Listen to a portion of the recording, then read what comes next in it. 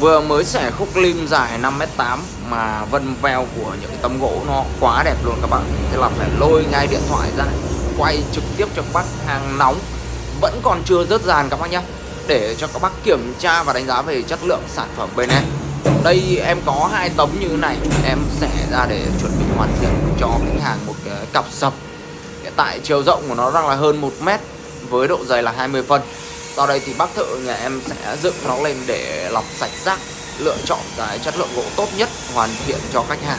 Nếu các bác nhà mình đang quan tâm đến gỗ nguyên khối mà chưa tìm được cơ sở nào uy tín thì hãy nhớ liên hệ ngay với xưởng gỗ Lý Sơn các bác nhé, để mua được những sản phẩm gỗ nguyên khối chất lượng với mức giá thành chuẩn ở trên thị trường.